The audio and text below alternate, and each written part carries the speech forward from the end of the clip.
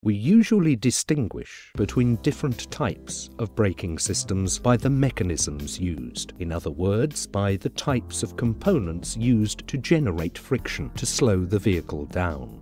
One thing that all braking systems have in common is the presence and interaction of one moving component, usually rotating on an axle, and a fixed component attached to the vehicle chassis. Even in the days of vehicles drawn by horses, etc., there was already a braking system based on the use of primitive brake blocks. This system featured a lever that, when pulled, applied force against the outer rim of a wheel to generate friction braking that gradually slowed the vehicle until bringing it to a complete stop. This solution used the wheel itself as a component of the braking system, and nowadays most bicycles use a variation of these brake blocks. The next stage in the evolution of this concept saw the development of clamp brakes, fitted to early industrial machines, where the application of force to the transmission system or to the whole circumference of a component specifically designed for braking purposes.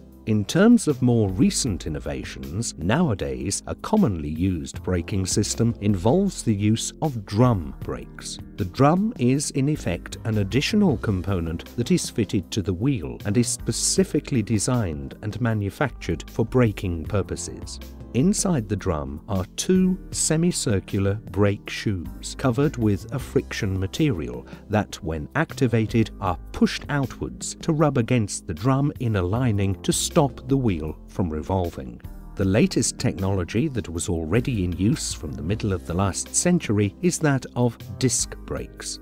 The distinguishing characteristic of this system is the presence of discs fixed to the wheels, against which the brake pads are pressed. The pads are housed inside a caliper fixed to the vehicle chassis.